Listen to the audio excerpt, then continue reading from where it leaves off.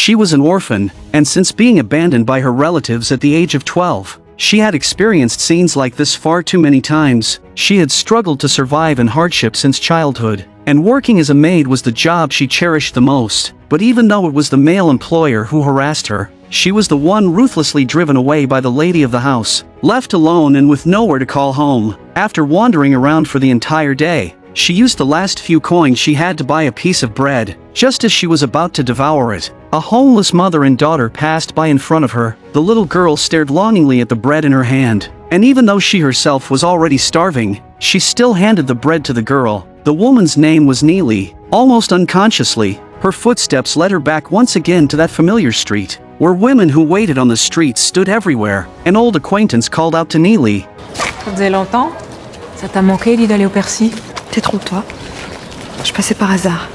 But facing the man behind her who clearly had bad intentions toward her, and thinking about how she had no idea how she would earn tomorrow's bread, Nelie allowed the man to pull her into a secluded corner. In the harsh reality of the Great Depression, a life like this could only barely keep Nelie fed. She wandered the streets all night, repeatedly reading a book she had carried with her for more than 10 years, hoping that the act of reading would bring some calm to her heart. However, even among the homeless there were their own rules. An elderly woman claimed that Nelie had taken over her resting spot, and she cursed loudly while trying to drive her away. Seeing that Nelie refused to move, the old woman roughly grabbed and pulled at her, even throwing away the book she treasured most. This scene happened to be witnessed by a passing Red Cross worker. He asked Nelie whether she could read. When Nelie answered confidently that she could, the worker offered her a job, serving as a battlefield logistics support worker. And just like that, she began going with the men to the hills after fierce battles, searching for wounded or fallen soldiers. Even though this kind of work was extremely exhausting for someone as small and thin as her, she still clenched her teeth and pushed herself to keep going. Not only that, after returning to the camp without even a moment to catch her breath, she still had to go to the kitchen to light the fire and cook meals. Even so, she still felt deeply satisfied. Here she could eat her fill, stay warm, and have a place that sheltered her from the wind and rain. After a long and exhausting day, Nelie pushed open the door to her room to rest, only to find a soldier behaving inappropriately toward a strange woman. Nelie scolded and shoved the soldier out of the room. It turned out that this woman and her father had just experienced a violent riot. Her father had lost his life in the chaos, and the Red Cross had temporarily taken her in. Facing the kind-hearted Nelie, the woman held nothing back as she told her about everything she had gone through. And her name was Rose. Before he died, her father told her that he had a close friend from high society living in Bordeaux. Rose planned to rest for 2 days before taking the letter of recommendation her father left for her and going to seek their help. Rose also took out the keepsake her father had left behind. Compared with Nelie, who had no family and no one to rely on, Rose had a father who loved her, and in that sense she was fortunate. However, just as they were talking, a bomb out the window. Nelie hurriedly led Rose into the air raid shelter, and then she returned to the surface to check on the other injured people. But before long, a second wave of attacks suddenly arrived. When Nelie returned to the air raid shelter again, she saw Rose lying motionless on the ground. Judging from the place where she was wounded, there was clearly no chance she could survive. At the same time, Nelie noticed the letter of recommendation that Rose had dropped. Curious, she opened the letter, and a bold idea suddenly began to grow in her mind. After a brief moment of thought, she hurriedly changed out of her work clothes. In order to make the real Rose disappear from this world completely, she tore the necklace from Rose's neck and threw it straight into the fire. Just at that moment, the voices of German soldiers could be heard approaching, and Nelie quickly reached into the fire and grabbed the necklace back. But the necklace was too hot, and she flung it away as the heat burned a mark into the palm of her hand. When the soldiers burst in, Nelie cleverly claimed that she was Swiss, and that the woman lying dead on the bed was the French nurse Rose. In this way, Nelie narrowly escaped disaster. After the camp was occupied by the German army, they promised to issue Nelie a pass that would allow her to leave this dangerous place. When the soldiers asked Nelie for her name, she answered without hesitation, "My name is Rose." The appearance of Rose not only saved Nelie's life, but would also completely change the course of her destiny. Perhaps this was fate's most unexpected arrangement. Half a month later, Nelie appeared at the home of Madame Eleanor in Bordeaux. After seeing the letter of recommendation personally written by her old friend, Madame Eleanor had no doubt about Nelie's identity. Next, Madame Eleanor asked Nelie to read a passage from a novel. Lonely as she was, she had long wanted someone to read to her. and Nelie's emotional reading deeply moved Madame Eleanor. Having witnessed the warmth and coldness of the world since childhood, Nelie knew very well how to win the favor of others. She gently lifted the silk scarf that had slipped from Madame Eleanor's shoulders, and her thoughtful gesture made Madame Eleanor like her even more. From that moment on, Nelie's life underwent a dramatic transformation. She went from being a servant to becoming a respected young lady, enjoying the affection and care that Madame Eleanor showered upon her every day. Madame Eleanor would also take her along to attend all kinds of social events among high society. Madame Eleanor had a nephew named Julian. During his interactions with Nelie, he discovered that she had a calm heart and spoke with remarkable philosophical insight, and he gradually began to develop feelings for her. While they were excitedly discussing topics they both loved, Julian impulsively reached out and held Nelie's hand. The moment Nelie realized that Julian had noticed the scar on her palm, she quickly turned away and slipped her gloves back on, in order to prevent her true identity from being exposed. Nelie rarely joined the conversations between Madame Eleanor and her family. She simply listened quietly as they talked. However, Julian suddenly asked Nelie about her life back in her hometown in Switzerland. But Nelie did not panic. Just the night before, she had found a book in Madame Eleanor's study that introduced Switzerland. Using what she had read in the book, she barely managed to answer his questions. Later, when Madame Eleanor took Nelie to the countryside to gather wild vegetables, Nelie casually called out the names of many of the plants. Madame Eleanor was puzzled, because given Rose's family background and social status, she should never have been familiar with such things. Nelie could only make up a lie on the spot, claiming that because she loved nature so much, she had learned about the plants from a village woman. In order to ease Madame Eleanor's doubts, Nelie used a Swiss folk dance she had learned from the book to distract her attention. The elegant and dignified lady actually began dancing gracefully with Nelie on the grass. Not far away, the housekeeper watched this scene with an expression of pure disbelief. From that day on,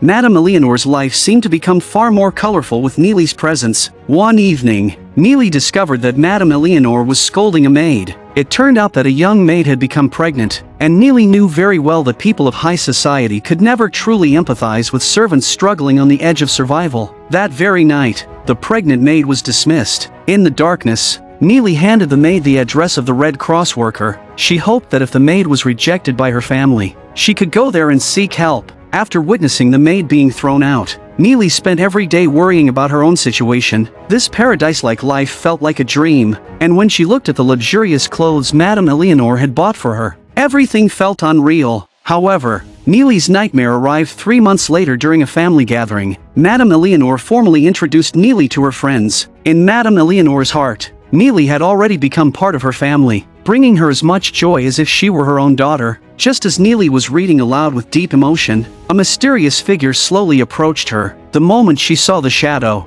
Nelie fainted in shock. What Nelie never expected was that Rose, whom she had believed to be dead half a year ago, had miraculously appeared before her. After waking up, Nelie believed that her lie had been exposed, and she tried to quietly slip out of the house. But Madame Eleanor was standing guard outside the bedroom door. Seeing Nelie so frightened, she asked about her condition with great concern and told her to return to the room and rest. Meanwhile, Rose was waiting for Madame Eleanor in the dining room. The moment she saw Madame Eleanor, she urgently revealed her true identity. But Madame Eleanor refused to believe her and drove Rose away that very night. However, Julian sensed that something about the situation was not right, so he secretly arranged for Rose to stay at a church, then hurried to his aunt's house to persuade Madame Eleanor. He believed the situation was suspicious and asked his aunt to allow him to investigate before reaching a conclusion. Outside the door, Nelie overheard their conversation. Early the next morning, Nelie hurried to the church and sincerely apologized to Rose. She explained that she had believed Rose was dead, which was why she had taken her identity. Now Madame Eleanor cared deeply for her, and she did not want to hurt Madame Eleanor's feelings. Then Nelie handed all the pocket money Madame Eleanor had given her to Rose. She also promised that she would send Rose money every month for living expenses. She hoped Rose would agree to let her continue staying by Madame Eleanor's side, but this was not the outcome Rose wanted. She angrily declared that she only wanted to take back everything that belonged to her. As Nelie was about to leave, Rose grabbed a piece of tableware and hurled it forcefully at her. Nelie covered her injured face and returned to Madame Eleanor's house. Fortunately, the wound on her cheek was only a minor injury. Looking at the wound on her face, Nelie suddenly came up with a new plan. She picked up a razor blade and deliberately cut deeper into the broken skin of the wound. Using this injury, She told the police chief that the wound had been caused when Rose followed and attacked her. Rose appeared to be mentally unstable. She suggested that Rose might have escaped from some kind of mental institution. Madame Eleanor pressured the police chief, insisting that Rose must be arrested to ensure their safety. And just like that,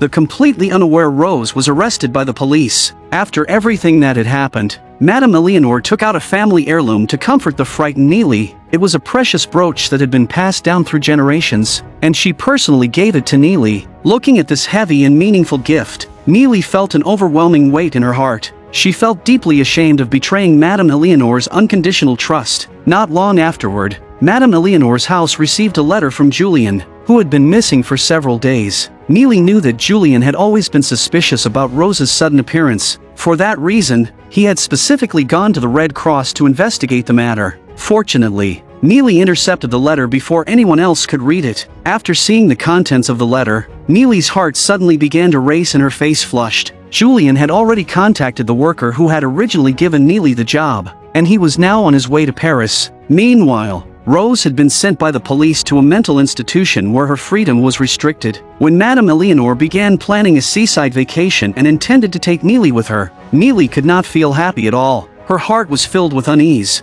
and she could not imagine what Madame Eleanor would look like the day Julian returned with the truth. By then her life would return to the very beginning, and she was terrified of becoming the person she once was. Just as Nelie returned from a walk in the garden, she discovered Madame Eleanor breathing rapidly and collapsed on the sofa. Seeing that the situation was urgent, Nelie grabbed a fruit knife from the table and skillfully cut a small wound on Madame Eleanor's arm to perform bloodletting treatment. However, these first aid methods were knowledge Nelie had learned while working with the Red Cross. When the housekeeper entered the room and saw the scene, he could not help but feel surprised. A young lady from a wealthy family would never know such medical knowledge. 1 week later, worried about his aunt's illness, Julian temporarily gave up his plan to travel to Paris and immediately returned to his aunt's estate. The moment Nelie saw him, she forced herself to remain calm and continued tending the vegetable garden. Julian invited Nelie to walk into a small forest, hoping she would explain everything to him herself. But Nelie still responded only with silence. She did not want to face a life without Madame Eleanor. As long as Madame Eleanor believed in her for one more day, she wanted to continue living this life for one more day. What they did not know was that Rose had escaped from the mental institution. Nelie sensed that her good days were numbered, and as she read aloud for Madame Eleanor, the painful memories of her past once again flooded into her mind. But Nelie could not bring herself to speak about those experiences. Overcome with sorrow, she broke down crying while reading. That very night, Rose's figure appeared inside Madame Eleanor's estate. Taking advantage of the moment when no one was watching, she secretly slipped into the kitchen. She filled a bucket with boiling water and carried it step by step toward Nelie's room.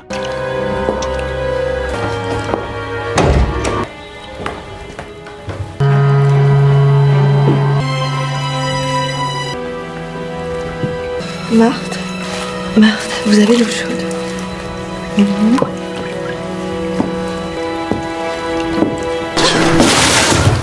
Fortunately, Nelie noticed in time and avoided being burned. Hearing the noise, Madame Eleanor hurried over and immediately pulled Nelie into her arms, filled with concern. That night, Madame Eleanor ordered the servants to guard the estate. Protecting Nelie, the housekeeper stayed awake the entire night searching for the attacker. Seeing how much Madame Eleanor cared for her, Nelie no longer wanted to continue the deception, and she decided it was time to leave this home so that Madame Eleanor's life could return to normal and Rose could reclaim everything that belonged to her. At the break of dawn, Nelie packed her belongings and planned to leave quietly, but just as she reached the staircase, Julian blocked her path. At the same time, the housekeeper had also captured Rose. Even at this moment, Madame Eleanor still insisted that Rose be sent to the police station. Watching Rose struggle desperately, Nelie suddenly remembered her own past. The feeling of despair from being abandoned again and again, she finally admitted her true identity.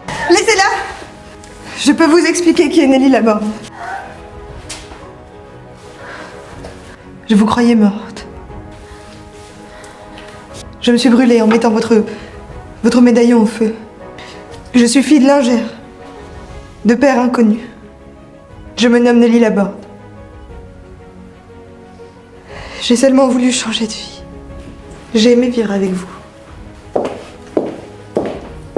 After everything was settled, Nelie's figure gradually disappeared from Madame Eleanor's estate. Madame Eleanor covered her face and wept in her room. Even though it was the truth, even though she had been deceived, she still could not let go of the feelings she had for Nelie. After calming herself, she met Rose in the study. She told Rose that Nelie's place in her heart was as important as that of her own daughter. From the moment they first met, she had felt an indescribable sense of closeness toward Nelie. Nelie was like the daughter she had lost many years ago, lighting up her life. Afterward, she wrote a will. She arranged a permanent home for Rose and provided her with enough money to live comfortably for the rest of her life. With that, Rose took what she wanted and left Madame Eleanor's estate. The next day, Nelie bought a ship ticket back to Paris and prepared to leave Bordeaux. Just before her departure, a car suddenly appeared in front of her. Où allez-vous? Je vous accompagne. Je vais prendre un train pour Le Havre. Montez. La voiture est réquisitionnée. Au retour, Massip la déposera place Stanislas. La guerre touche tout le monde. Je vous ai déçu, n'est-ce pas? Il y a des coups dont on ne penserait pas pouvoir se remettre. Puis ensuite, vient le coup véritable. Vous savez bien que je ne pourrai plus vivre avec vous. Votre société ne me pardonnera jamais. Elle vous rejettera aussi. Surprise. Vous n'êtes pas obligé de répondre tout de suite. Vous avez tout le trajet pour les lire. Ne voyez-vous pas que nous sommes ici ensemble? For a woman living at the bottom of society and desperately trying to escape suffering, under the pressures of class and survival, there is no clear standard of good or evil. Nelie was unfortunate, but she was also fortunate.